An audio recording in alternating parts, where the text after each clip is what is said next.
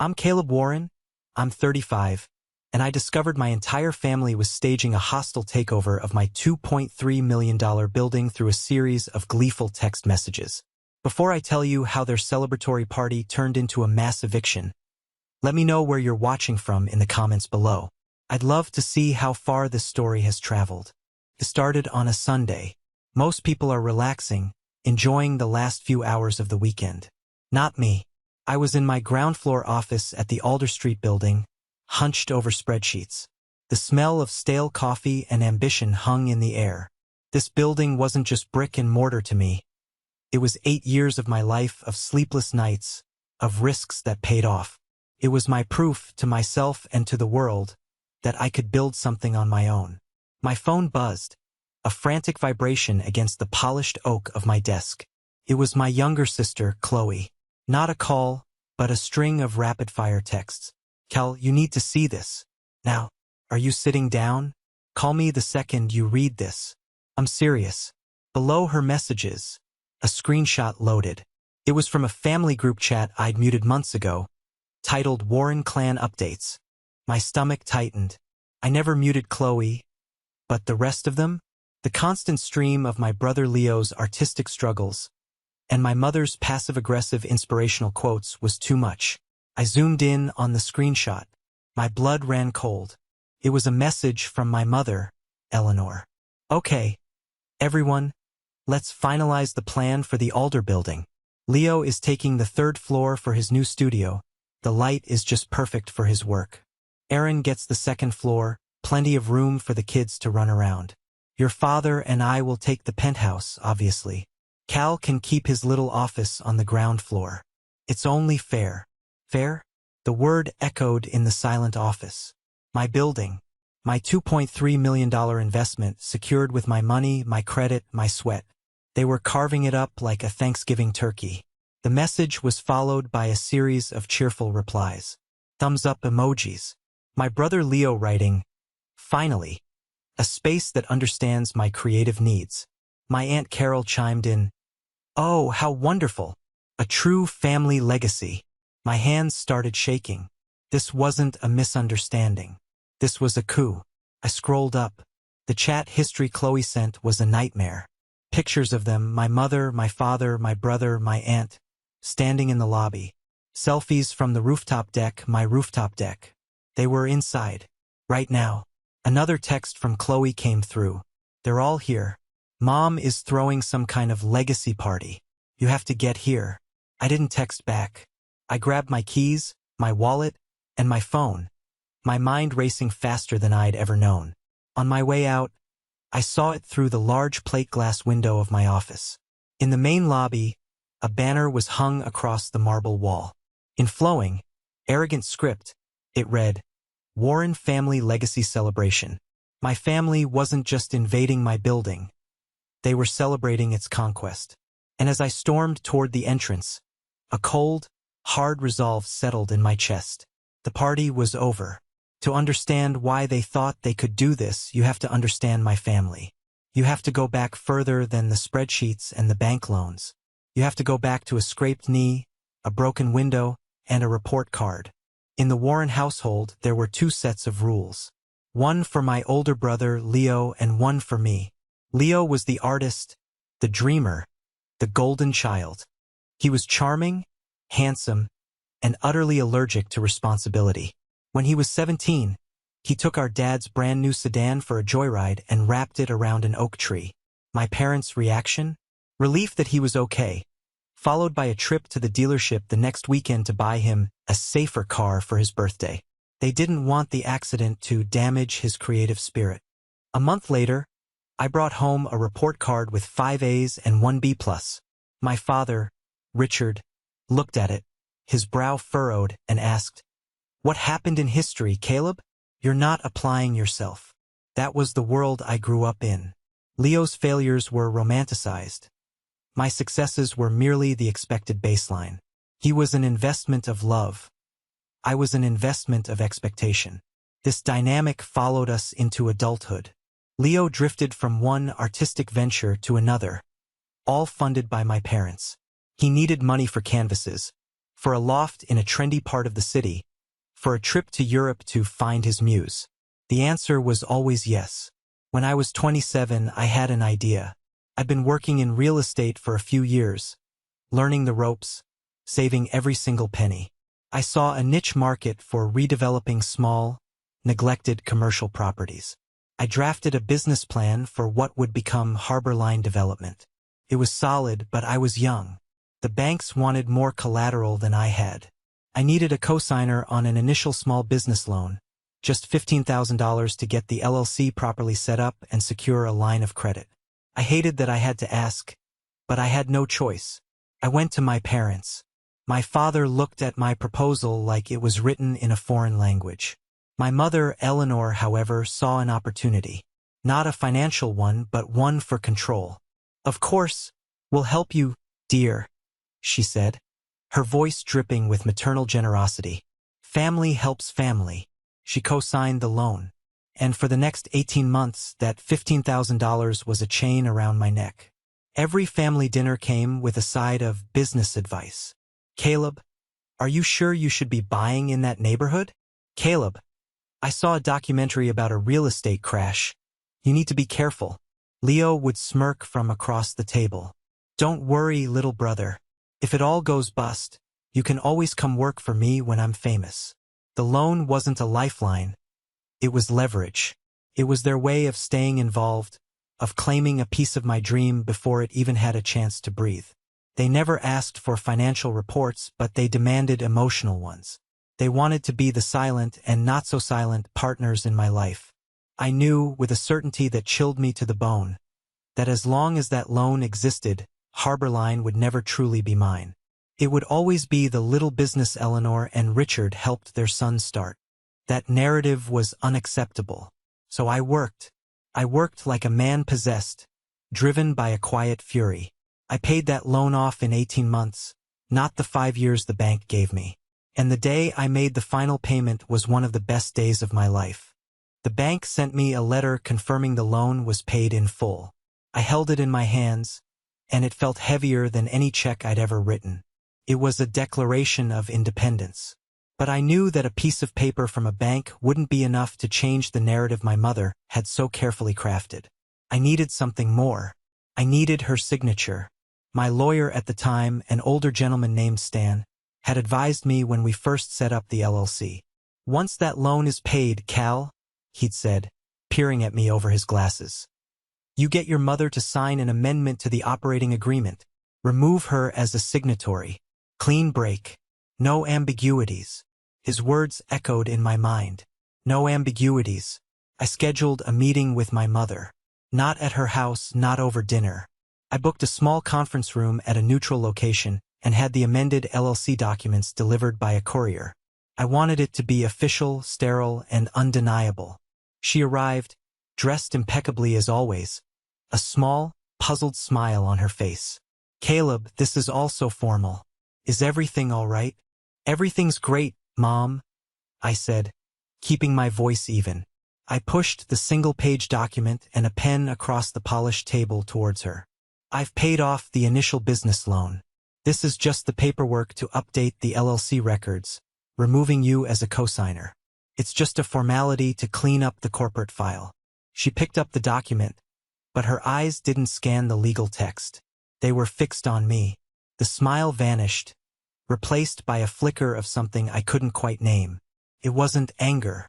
It was appraisal, like she was reevaluating an asset. "Well, I'm so proud of you, dear," she said, her tone a little too bright. "But is this really necessary? We're family. We don't need all this paperwork between us. It feels so cold." This was the moment I had to stand my ground. "It is necessary," I said, firmly but respectfully. "It's for the business. Keeps things clean for taxes, for future investors, for the banks. It's standard practice." She let out a small, theatrical sigh. "If you insist. It just seems like you're trying to push your mother out." The words were designed to be a guilt trip, a final test of her leverage. I didn't take the bait. I just looked at her, my expression unwavering, and slid the pen a little closer to her hand. "It's just business, Mom. She held my gaze for a long moment, then picked up the pen. Her signature was a flourish of elegant loops and sharp angles. As she signed, she said something I would never forget. You know, your father and I always thought of this as a family inheritance you were building. Something for all of us. I didn't know it then, but that single sentence wasn't an expression of pride. It was a statement of intent. She signed the paper, officially severing her legal tie to my company. But in her mind, she was just letting me borrow it for a little while longer. She slid the document back to me, the ink still wet. There. All done. Now, are you going to take your mother out for lunch? I did. And through the entire meal, I felt a sense of unease, a feeling that I had won a battle, but the war was far from over. I just had no idea what battlefield she would choose next. Back in the present, I was barreling down the interstate towards the Alder Street building, my knuckles white on the steering wheel. The sterile memory of my mother signing that document felt like a lifetime ago. That legal piece of paper was my shield, my proof. But what good was a shield when the enemy was already inside the castle walls? I hit speakerphone and dialed my building manager, Marcus Jones. He was a good man, reliable, had been with me for years. He answered on the second ring, his voice harried. Cal, thank God.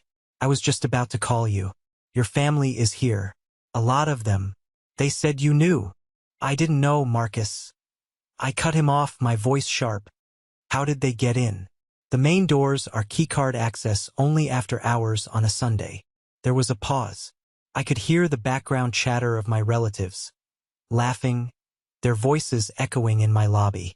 Marcus lowered his voice. Your mother. She showed up an hour ago. She had some paperwork, old Harbor Line LLC documents. It had her name on it as a co-signer. She said she was a co-founder and that you'd organized a family event and forgotten to give her the new keycards. My stomach dropped. Those were the original incorporation papers, from before she signed the amendment. They were legally obsolete, but to a layman they looked official. It was a calculated, brilliant, and deeply deceitful move. Marcus, I said, my voice dangerously calm. She is not a co-founder. She has no authority to enter the building. I need you to understand that. I see that now, he stammered. Cal, I'm so sorry. She was so convincing. She talked about the Warren legacy and how proud she was of you. She even had a catering crew with her. It all clicked into place. The timing, a quiet Sunday. The method, old, misleading paperwork. The excuse, a surprise party that played on a manager's desire to be helpful. This wasn't a spur-of-the-moment idea born from entitlement. This was a planned invasion. It's not your fault, Marcus. You were manipulated. But I need you to do something for me. Do not let anyone leave. Just try to keep them in the lobby area if you can. I'm 5 minutes out. What are you going to do? He asked, a note of panic in his voice. I'm going to reestablish who owns this property, I said and hung up. My next call was to my lawyer, David Chin. He was the opposite of old Stan, young, sharp, and digitally savvy. He picked up instantly. David, it's Cal Warren. I have an emergency. I explained the situation in short, clipped sentences. The group chat, the old paperwork, the party in my lobby. He listened without interrupting, the sign of a true professional. When I finished, he didn't offer sympathy. He offered a plan. I have digital copies of the fully executed LLC amendment, the one removing your mother, time-stamped and filed with the state. I also have the deed to the Alder Street property, which is in the LLC's name, an entity you are the sole owner of. Where are you? Pulling up to the building now, I said, screeching into a parking spot. Good, David said, his voice turning to steel. Don't engage them alone. I'm sending the documents to your phone right now. I'm also calling the building's private security firm we have on retainer. I'll be there in 15 minutes. Wait for me, Cal. Let's do this by the book so it sticks.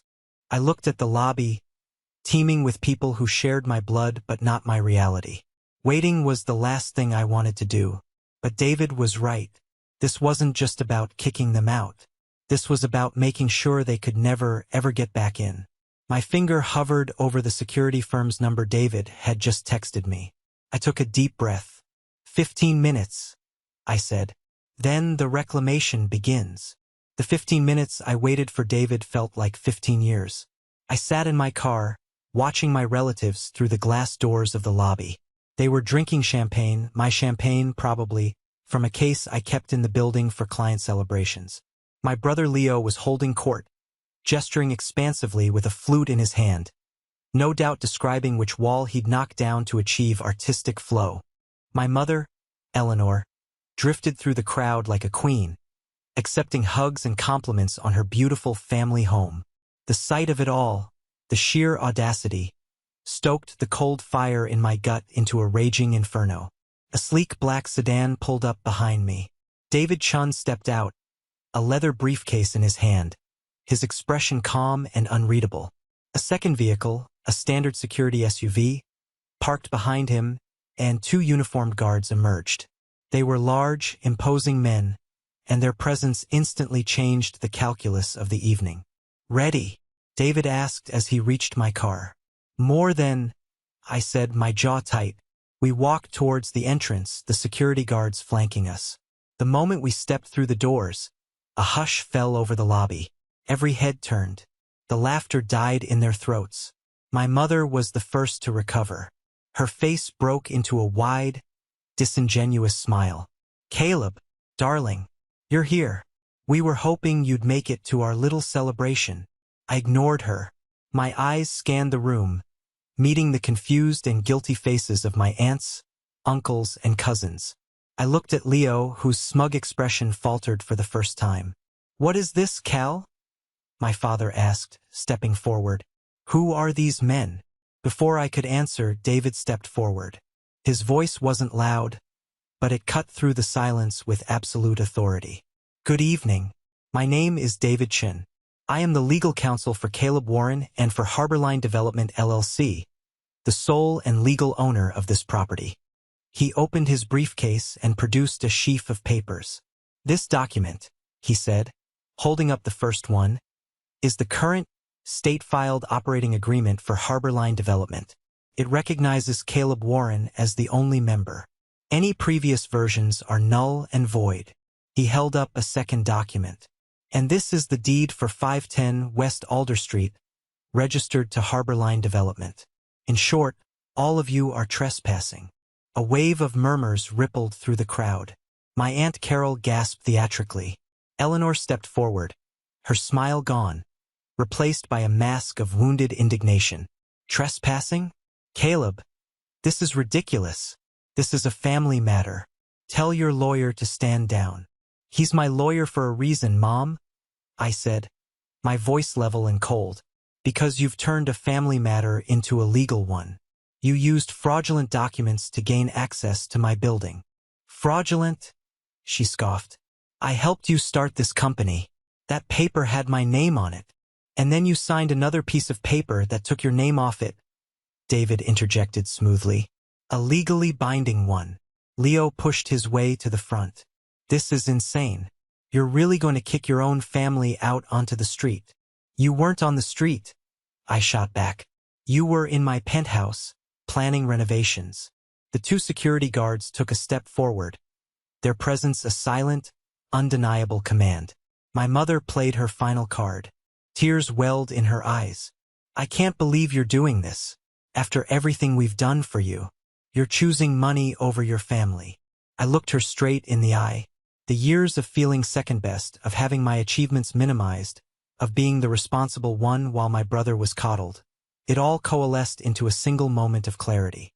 "No, Mom," I said, and the words felt like they were forged in iron. "I'm choosing ownership. I'm choosing the truth. The party is over. You all have 5 minutes to gather your things and leave." No one argued. The sight of the guards, the finality in my voice, the undeniable authority of the documents in David's hand. It was a combination they couldn't fight. In complete silence, they began to shuffle out, grabbing their coats and purses. The banner celebrating the Warren family legacy now seemed like a bitter joke. As my mother passed me, her face a mixture of fury and shock, she whispered, "You will regret this." I didn't flinch. I just watched them go until the lobby was empty. Almost empty. The heavy glass doors swung shut, leaving a profound silence in their wake. The lobby, which moments before had been filled with the buzz of a phantom victory party, now felt vast and empty. The only sounds were the hum of the ventilation and the distant city sirens. David was on the phone with the security firm, arranging for an overnight watch. Marcus, the building manager, was standing by the reception desk, looking pale and shaken. And in the center of the room, looking small and lost, was my sister, Chloe. She hadn't left with the others. While they had filed out in a cloud of resentful silence, she had remained behind, wringing her hands, her eyes filled with a conflict I knew all too well. I walked over to her. "You didn't have to stay," I said, my voice softer than it had been all evening. Tears streamed down her face. "Yes, I did," she whispered. "Cal, I am so sorry. I tried to warn you as soon as I realized what was happening." "You did?" I assured her, placing a hand on her shoulder. "That screenshot you sent, that was everything. Thank you." She shook her head, a fresh wave of tears coming. "No, you don't understand. It's worse than you think. This wasn't some crazy, spur-of-the-moment idea Mom had this morning." I felt a familiar cold dread creep up my spine. "What do you mean?" Chloe pulled out her phone, her fingers trembling as she scrolled. "They've been planning this for weeks, maybe longer." She showed me her screen. It wasn't the main family group chat. It was a smaller one, a splinter group. The members: Mom, Dad, Leo, and Aunt Carol. The chat was named Project Legacy. My blood turned to ice as I read. There were messages dating back over a month. They weren't just planning a party.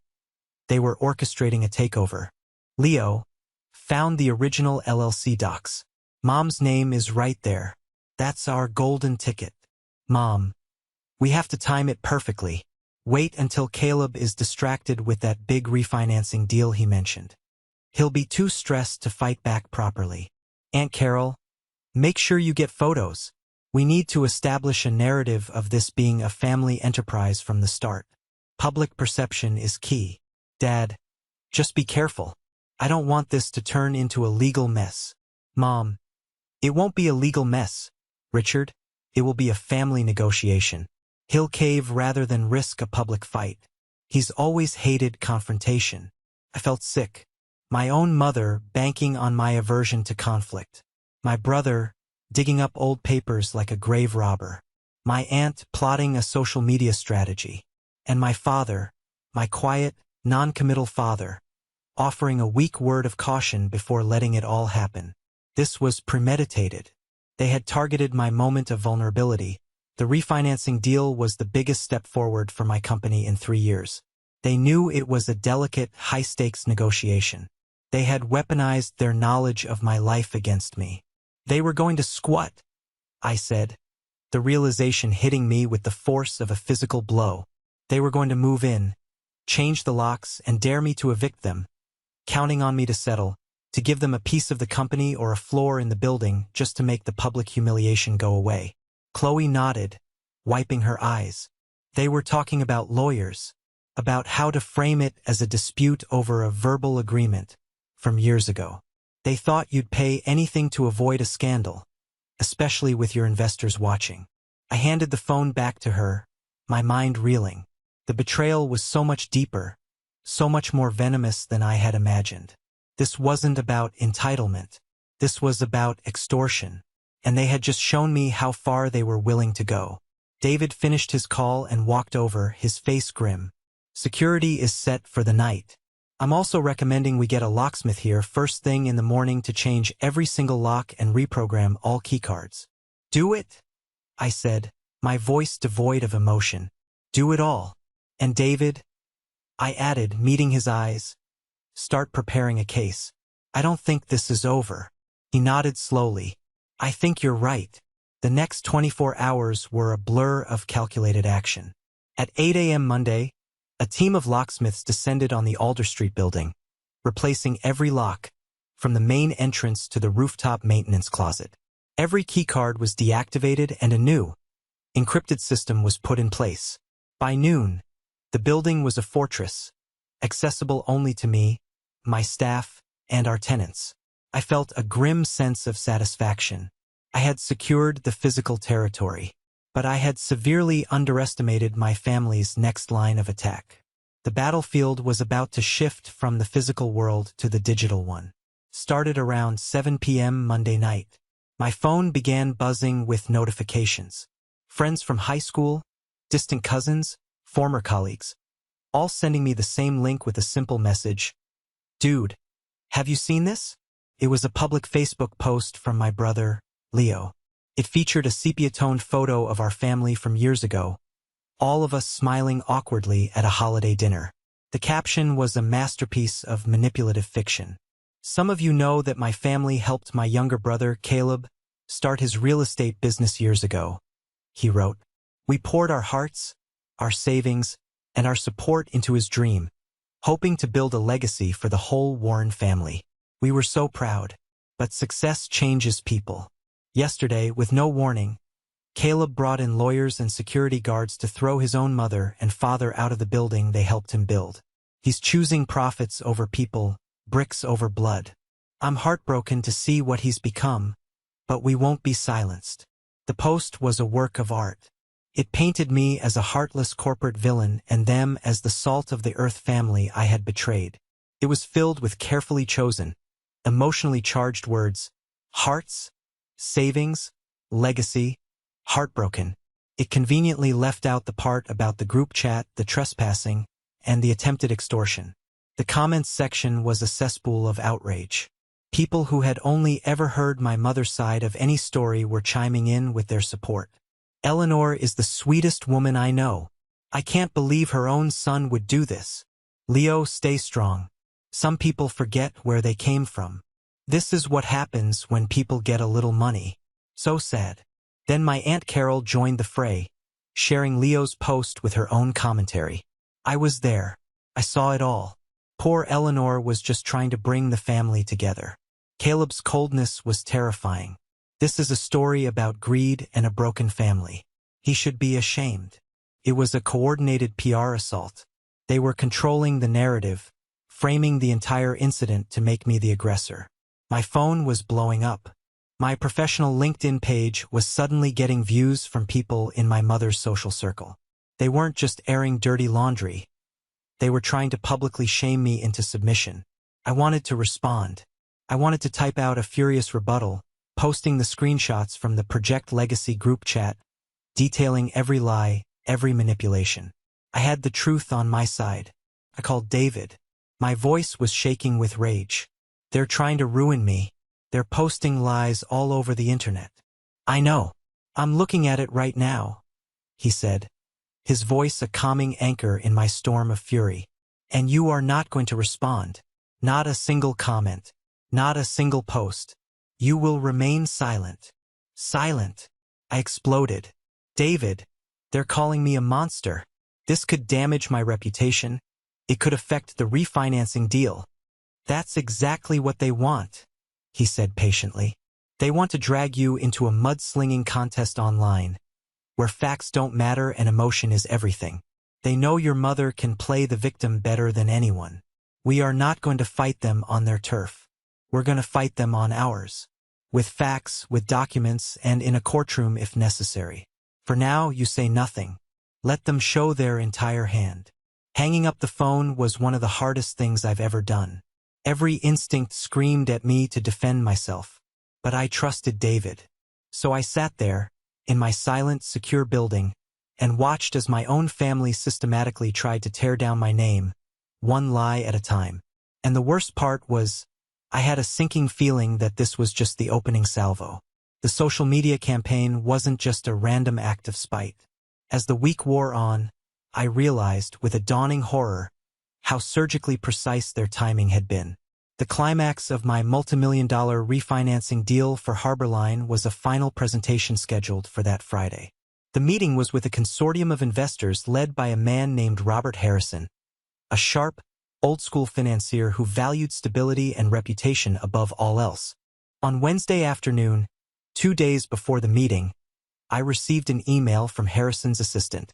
Mr. Harrison would like to schedule a brief preliminary call with you this afternoon to discuss some concerns that have arisen. Concerns. That word sent a chill down my spine.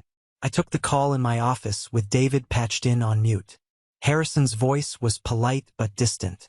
Caleb, we're very impressed with Harborline's portfolio. The numbers are excellent. However, some information has come to my attention regarding a rather public family dispute. We invest in people as much as we invest in assets, and we are, shall we say, averse to drama. My heart hammered against my ribs. They had gotten to him. Someone had made sure these Facebook posts, these whispers, had reached the one man I needed to impress. Mr. Harrison, I began, trying to keep my voice steady. What you're seeing online is a gross misrepresentation of the facts. It's a private family matter that is being handled legally. I'm sure it is, he said, his tone unconvinced. But the optics, son, the optics are messy. Allegations of pushing your mother out of a company she helped found. It's not a good look. Let's keep our meeting on Friday. But I need you to know we'll be coming into it with some serious reservations. The call ended. I hung up the phone, feeling like I'd been punched in the gut. They hadn't just attacked my character. They had attacked my livelihood. They had put a dagger to the throat of the deal that was meant to secure my company's future. How did he even find out? I asked David, pacing my office. Harrison is a private man. He's not scrolling through Facebook. Someone sent it to him, David said grimly, or sent it to someone who they knew would get it to him. The question of who hung in the air. How did they know the details of my refinancing deal? I had been careful, telling only a few trusted people. And then, a text came in from Chloe. Kel, I think I know how they knew about your meeting. I'm so sorry. My blood ran cold.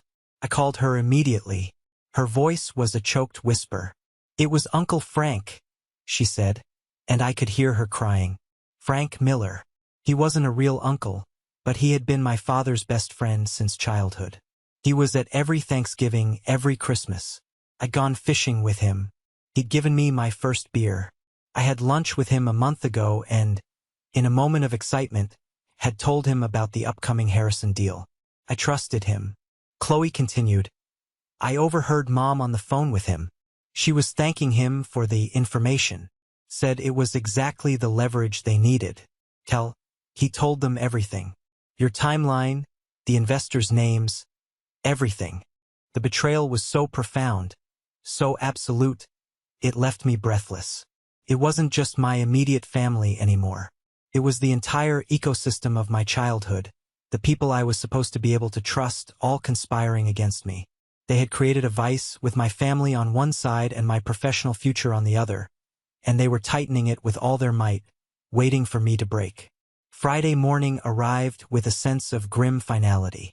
I was supposed to be walking into the most important meeting of my career. Instead, I felt like I was walking to my own execution. The pressure from Harrison was immense, but the public smearing campaign was the real weight on my shoulders. I knew my family was counting on me to be distracted, emotionally exhausted, and desperate. They were right. I was in my office, going over my presentation one last time, trying to push the image of Uncle Frank's smiling, treacherous face out of my mind, when my assistant buzzed me. Cal, there's a process server here to see you. My blood turned to ice. Process server. There was only one reason one of them would be here. I walked out to the reception area. A man in a cheap suit stood there, holding a thick manila envelope. Caleb Warren? He asked flatly. Yes, I said, my voice a croak. He handed me the envelope. You've been served. He turned and walked out without another word. I stood there for a long moment, the envelope feeling like it weighed 100 pounds. My hands trembled as I tore it open. Inside was a legal summons. My mother, Eleanor Warren, and my brother, Leo Warren, were suing me. They were suing for full ownership of Harborline Development LLC, citing an alleged verbal partnership agreement and claiming I had fraudulently pushed them out of the business. It was all there, laid out in dense legalese.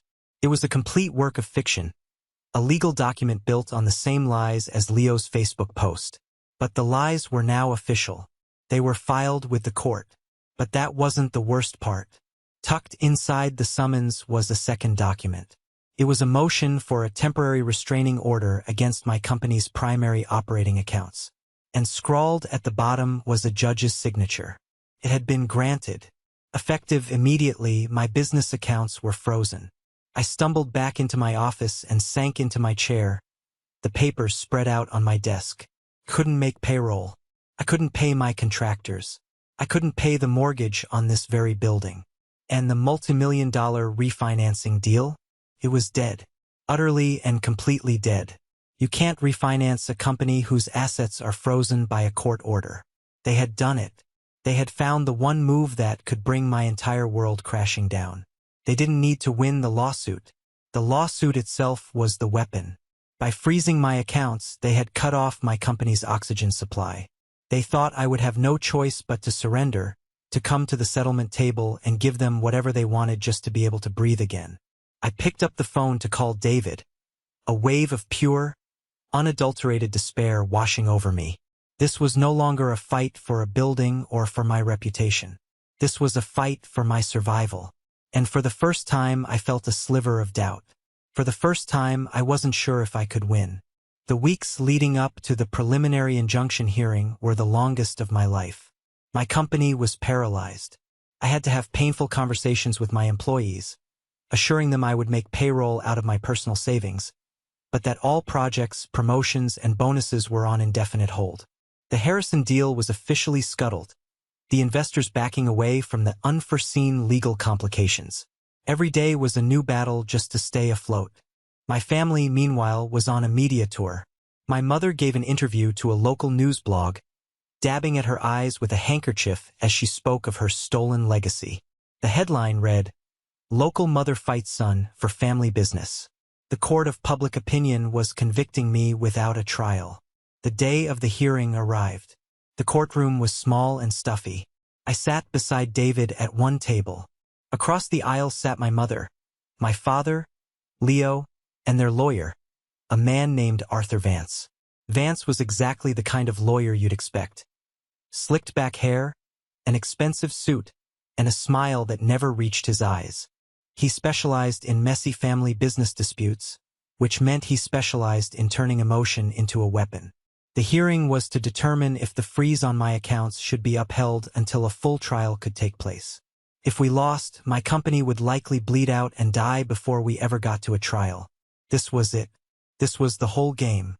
Vance called my mother, Eleanor, as his first witness. She walked to the stand, a picture of quiet, maternal grace.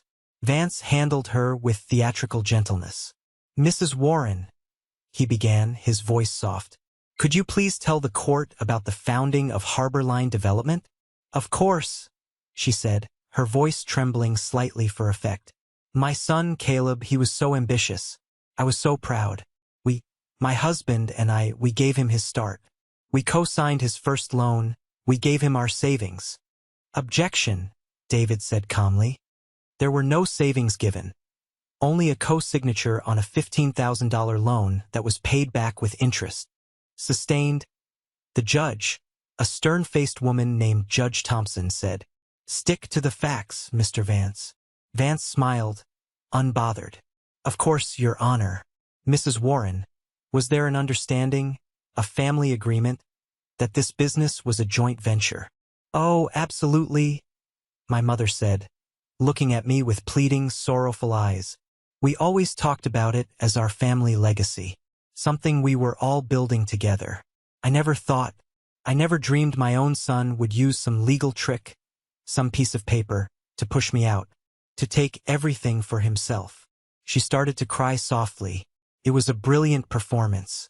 She was playing the role of the loving, naive mother betrayed by her cold, calculating son. Vance was letting her paint a picture for the judge, a picture of familial trust torn apart by corporate greed. I sat there, my hands clenched into fists under the table. I wanted to scream. I wanted to stand up and call her a liar. I could feel the judge's eyes on me, her expression unreadable. I knew how this looked. It looked bad. David remained perfectly still beside me. He didn't seem rattled.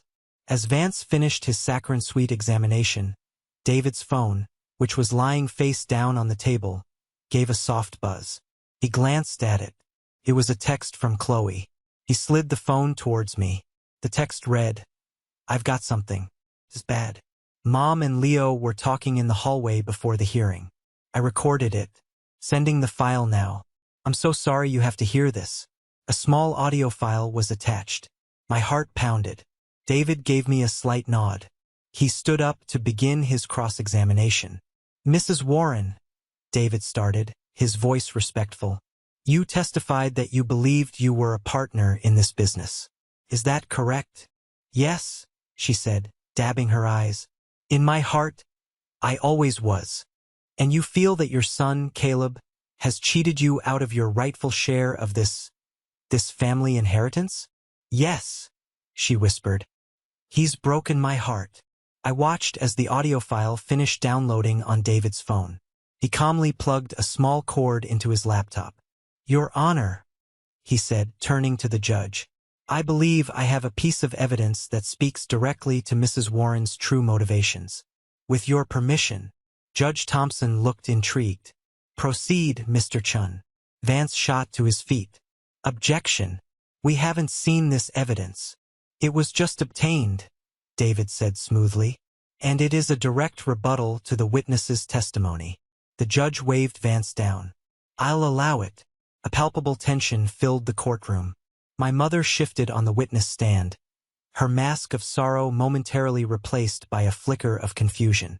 Leo and my father leaned forward at their table. Arthur Vance looked like he'd swallowed a lemon. David walked calmly to his laptop. "Mrs. Warren," he began, "let's start with the paperwork you found so cold and unnecessary. Your Honor, I'd like to present Defense Exhibit A." The screen on the wall flickered to life. It was a high-resolution scan of the LLC Operating Agreement Amendment. My mother's elegant, flowing signature was at the bottom, right next to a notary's official stamp. "Mrs. Warren, is this your signature?" She squinted at the screen. "Well, yes, but I didn't understand what it was." "You didn't understand a one-page document titled Amendment to Remove Member?" David asked, a hint of steel in his voice. He didn't wait for an answer. "Now, let's move on to the events of 2 Sundays ago. You testified that you were hosting a simple family gathering. Your Honor, Defense Exhibit B." The image changed. It was a still frame from the security camera in my lobby. It showed my family, champagne glasses in hand, standing under the Warren Family Legacy Celebration banner. Then David hit play. The video was silent, but the images spoke volumes. It showed my brother Leo and my father using a tape measure in the penthouse. It showed my Aunt Carol pointing out spots for new furniture. It showed my mother directing a catering staff like she owned the place. It didn't look like a party. It looked like an occupation. My mother's face went pale. Vance was on his feet again, sputtering objections, but the judge just waved him off, her eyes glued to the screen. "And now, Your Honor," David said, his voice dropping slightly, "for the matter of motivation. Mrs. Warren has testified that this lawsuit is about her broken heart and a stolen inheritance. But I believe the court deserves to hear her true feelings on the matter, in her own words." He pressed another key. A sound file opened. And then, my mother's voice filled the silent courtroom. It wasn't the soft, trembling voice from the witness stand. This was her real voice.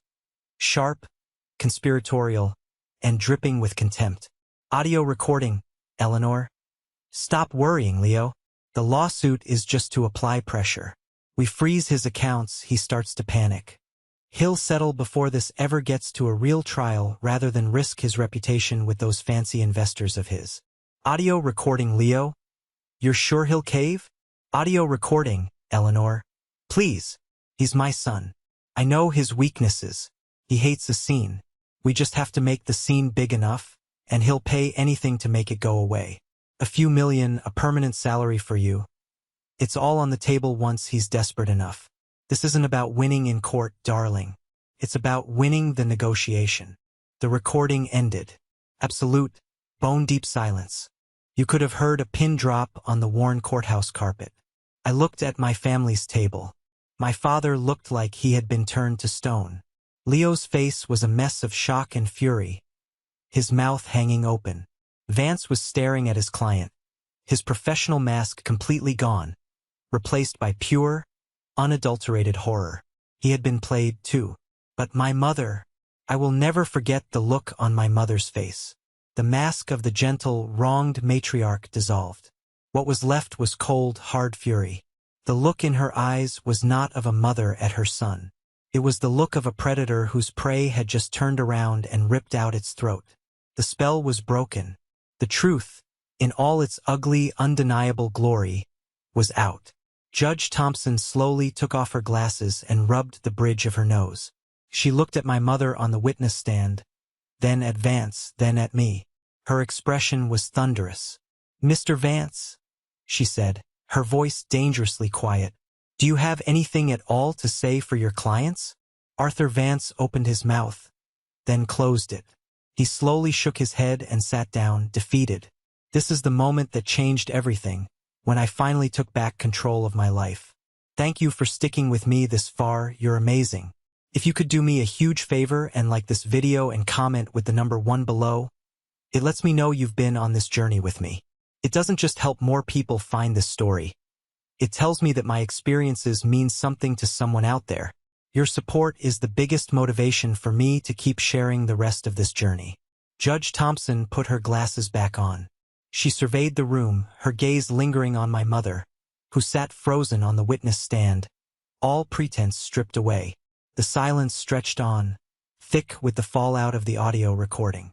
When the judge finally spoke, her voice was like the cracking of a glacier, cold, immense, and unstoppable. "In my 15 years on this bench," she began, her eyes boring into my mother and then her lawyer, "I have seen a great many frivolous lawsuits. I have seen family disputes weaponized for financial gain. But rarely have I witnessed such a blatant, premeditated, and malicious abuse of the judicial process." She paused, letting the weight of her words sink in. Arthur Vance seemed to be shrinking in his expensive suit. "This court is not a tool for extortion," she continued, her voice rising with controlled anger. "It is not a stage for you to perform a play of manufactured victimhood to pressure a family member into a settlement. You have lied under oath. You have filed a lawsuit based on a foundation of pure fiction. You have deliberately and with malice aforethought sought to cripple a legitimate business for your own selfish gain." She turned her attention to Vance. "And you, Mr. Vance, while I will grant you the slimmest possibility that you were unaware of the depth of your client's deception, your failure to perform basic due diligence is an embarrassment to your profession. You took this case on contingency, I presume, hoping for a quick, lucrative settlement." Vance could only manage a slight, defeated nod. "Let this be a very expensive lesson for you," Judge Thompson said sharply. She then looked back at my mother and Leo. "The temporary restraining order on the plaintiff's business accounts is hereby dissolved, effective immediately." A wave of relief so powerful it almost made me dizzy washed over me. I could breathe again. My company could breathe again. "Furthermore," the judge went on, her voice like granite, "this case, number 74B21, is dismissed. With prejudice. With prejudice." Those 2 words were the final nails in the coffin of their scheme. It meant they could never, ever file this lawsuit against me again. It was over. Done. "And finally," she said, leaning forward, "this court awards full legal fees and associated damages to the defendant, Mr. Caleb Warren, to be paid in full by the plaintiffs, Ms. Eleanor Warren and Mr. Leo Warren. Mr. Chun, you will submit your billing records to the court by the end of the week." My jaw dropped. David gave my arm a slight squeeze. Not only had we won, but they were now on the hook for every single dollar this farce had cost me. "And I will be issuing a permanent injunction," the judge concluded, her eyes locking onto my mother one last time, "prohibiting Ms. Warren and Mr. Warren from making any further defamatory or false statements regarding Mr. Caleb Warren or Harborline Development, in public or in private, online or otherwise. This hearing is adjourned." The gavel came down with a deafening crack. It was the sound of justice. It was the sound of freedom. The moment the judge left the bench, the courtroom erupted in muted chaos. Arthur Vance was packing his briefcase with frantic energy, avoiding eye contact with everyone. My father was helping my mother, who seemed to be in a state of shock, down from the witness stand. Leo was just staring at me, his face a mask of pure, unfiltered hatred. David and I gathered our papers slowly, methodically. There was no need to rush. For the first time in weeks, time was on my side. "Let's go," David said quietly. "Let's get some fresh air." We walked out of the courtroom and into the long marble hallway. The weight that had been crushing my chest for weeks was gone. The air felt lighter. The sunlight streaming through the tall windows seemed brighter. As we headed for the exit, I heard her voice behind me. "Caleb." I stopped. David stopped with me. I turned around slowly. My mother was walking towards me, my father trailing a few steps behind her like a shadow. Her face was a wreck. The calculated composure was gone, replaced by a raw, desperate panic. The queen had lost her crown, and she didn't know what to do. "Caleb, please," she said, her voice raspy. "We can still talk about this. We can fix this." I looked at her. I really looked at her. I didn't see my mother. I saw a stranger. A woman who had been so consumed by entitlement and jealousy that she was willing to destroy her own son to get what she wanted. I saw a woman who wasn't sorry for what she did, but sorry she got caught. "Fix what?" I asked, my voice calm. "Fix the lies you told on the witness stand? Fix the audio recording of you plotting to extort me? Fix the fact that you tried to bankrupt my company and ruin my life?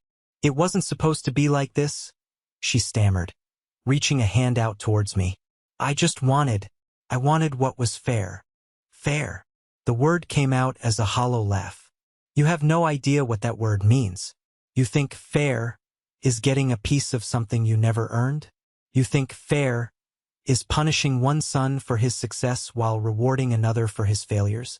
Your idea of fair is what got us here." My father finally spoke up, his voice weak. "He's your mother, Cal. And I am her son," I said, my gaze never leaving her face. "And she tried to destroy me. For money. For pride. I don't even know what it was for anymore." She looked at me, her eyes pleading. For the first time, I felt nothing. No anger, no sadness, no pain. Just empty. The connection, the invisible thread that ties a son to his mother, had been irrevocably severed. "We need to talk," she repeated, her voice cracking. "We're family." I took a deep breath. "No," I said, and the single word was the heaviest and lightest thing I had ever uttered. "There's nothing left to talk about." I turned my back on her, on both of them, and with David by my side, I walked out of the courthouse and into the sunshine, and I did not look back. The 6 months after the court case were like waking up from a long, suffocating nightmare. The first order of business was unfreezing my life. With the court order in hand, David had the hold on my accounts lifted within hours. The feeling of seeing my company's finances flowing again was indescribable. It was like oxygen rushing back into my lungs. The news of my victory, and the dramatic details of the hearing, spread quietly but quickly through the business community. Arthur Vance, I heard, had taken a long sabbatical. The local news blog that had published my mother's tearful story ran a small retraction on its back page. Robert Harrison, the investor, even sent me a short, courteous email. "Congratulations on your vindication. Perhaps we can revisit our discussion in the new year." I politely declined. I was done with people who ran at the first sign of trouble. My company needed healing. I gathered my small, loyal team and laid everything bare. I told them how close we came to the edge, and I announced that, thanks to their patience, I was not only making up all missed payroll but was issuing a survival and loyalty bonus to every single one of them. The relief in the room was tangible. We had weathered the storm together. We were more than a company. We were a crew that had survived a shipwreck. The best change, however, was Chloe. After the trial, she had a final, painful falling out with our parents and brother. They accused her of betrayal, of siding against her own family. Her response was simple: I sided with the truth. She moved out of her apartment, which my parents had been subsidizing, and for a few weeks she stayed with me. During that time, I saw a side of her I'd never seen before. She was sharp, organized, and had a brilliant understanding of public relations. Ironic, given how our family had tried to use it against me. You know, I said to her one evening over takeout, I need someone to handle my company's communications. Someone I can trust implicitly. A smile spread across her face. Are you offering me a job, big brother? I'm offering you a partnership, I said. Let's build this thing together. The right way. She started the next Monday. As director of communications for Harborline Development, she was a natural. She helped me craft a new story for the company, one focused on integrity, resilience, and ethical development. Business started booming. Freed from the dead weight of family drama, I was more focused and ambitious than ever. We acquired 2 new properties. We broke ground on a community-focused commercial center. We were not just surviving, we were thriving. But something still felt incomplete. The whole ordeal had started because I had to build my dream alone, without a safety net. I kept thinking about all the other young entrepreneurs out there, especially women like Chloe, who had the talent and the drive but lacked the family support or the initial capital to get started. So, on the 1-year anniversary of the Eviction, Harborline Development announced the launch of a new foundation, the Warren NextGen Initiative. It was a fund dedicated to providing seed capital and mentorship to young entrepreneurs who were starting businesses without family financial backing. Our first recipient was a brilliant young woman developing sustainable building materials in her garage. At the press conference announcing the initiative, with Chloe standing proudly beside me, a reporter asked what inspired me to start the fund. I looked out at the crowd, and for the first time, I told a small piece of my story. I believe that your success should be determined by the strength of your ideas and the sweat of your brow, I said. Not by the family you were born into. This fund is for the builders, the dreamers, the ones who are doing it on their own. I want them to know they aren't alone.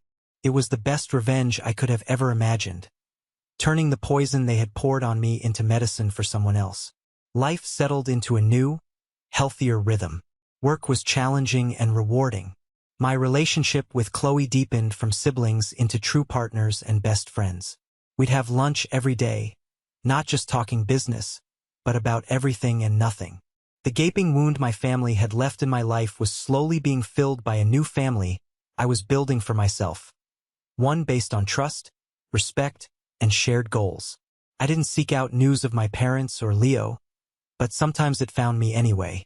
A distant cousin mentioned at a wedding that my mother and father were being audited by the IRS. Apparently, the financial claims they had made in the lawsuit, claims of having invested their savings into my company, had attracted some unwanted attention. Their attempt to rewrite history had ended up putting their own finances under a microscope. There was a certain grim irony in that. Another time, a friend from my hometown told me that Leo had moved to Portland. He tried to launch a new art series, but his reputation in our community was shot. No one wanted to buy paintings from the guy who tried to sue his own brother. He'd left town quietly, leaving a trail of unpaid debts behind him. It was a sad, predictable end to the story of the golden child who never learned that you have to earn your success. I never felt happy hearing these things. There was no triumphant, I told you so moment. There was just a quiet, profound sadness for the people they could have been, for the family we could have been, if not for the poison of jealousy and entitlement. Then, one Tuesday afternoon, about 18 months after the trial, a letter arrived at my office. It was a simple, cream-colored envelope, addressed to me in my mother's unmistakable, elegant handwriting. There was no return address, but I knew who it was from instantly. I held it in my hands for a long time. My first instinct was to tear it in half and throw it in the trash. What could she possibly have to say that would change anything? An apology? A justification? More blame? I took it into my office and closed the door. I sat at my desk, the same desk where I had first seen Chloe's frantic text messages all that time ago. I looked out the window at the bustling city. From this angle, on a clear day, I could just see the top corner of the 510 West Alder building. My building. The one that started it all. Part of me was curious. The little boy inside me. The one who had spent his whole life craving a simple "good job, son." Wanted to know if she was finally sorry. He wanted to believe that people could change, that his mother could see the error of her ways and want to make amends. But the man who had sat in that courtroom, the man who had his life's work threatened, the man who had listened to that cold, calculating audio recording knew better. He knew that some apologies are not about healing the other person, but about easing one's own guilt. He knew that opening that letter was opening a door I had fought so hard to close, a door that could potentially lead right back into the cycle of manipulation and pain. What if it was a genuine apology? Would I have to respond? Would I be expected to forgive? And what did forgiveness even mean in this context? Forgiving didn't mean forgetting. It didn't mean I had to let them back into my life, to give them another chance to hurt me. I weighed the letter in my hand. It was just paper and ink, but it felt like it contained all the weight of my past. All the hurt, all the anger, all the disappointment. After a long, quiet moment, I made a decision. I didn't open it. I didn't have to. My peace was more important than her words. I slid the unopened letter into the bottom drawer of my desk. It joined a small collection of other things, a faded photograph of a family that no longer existed, a tie my father had given me for a college graduation he barely paid attention to, a program from a school play where Leo had the lead and I was a tree. It was a box of relics from a life that wasn't mine anymore. My life was here in this office. It was in the blueprints for our next project spread across the table. It was in the cheerful goodbye my sister Chloe called out as she left for the day. It was in the quiet satisfaction of knowing that everything around me was built on a foundation of truth and hard work. I realized then that closure isn't something someone else can give you. It's not contained in a letter or an apology. Closure is a decision. It's the decision to stop letting the past define your present. It's the choice to build a future so bright that the shadows of yesterday can't reach you. My family thought they knew my weakness. They believed I was the boy who hated confrontation, the son who would always back down for the sake of a false peace. And for a long time they were right, but they pushed me too far. They forced me to find a strength I never knew I had. In trying to take everything from me, they inadvertently gave me the one thing I truly needed, my freedom. Freedom from their expectations, their manipulations, and their twisted definition of love and family. My real family is the team that stood by me when our accounts were frozen. It's my sister, who chose truth over blood. It's the young entrepreneurs we fund, who are building their own legacies. Family, I've learned, isn't just about who you share a last name with. It's about who shows up when the storm hits. It's about who helps you rebuild after it passes. I looked at the drawer, at the sealed envelope hidden inside. Some letters don't need to be read. Some explanations come too late to matter. And some doors, once you close them, are best left locked forever. I shut the drawer, the sound a quiet, final click in the evening stillness. And then I got back to work, building my own legacy on my own terms. Thank you so much for listening to my story. I hope it resonated with you in some way. It's a reminder that sometimes the hardest thing and the right thing are the same. Have you ever had to make a difficult choice to protect your own peace and your own future? I'd be honored to read your experience in the comments below. And if you found value in my story, please don't forget to like this video and subscribe so you don't miss what I share next. Your support truly means the world.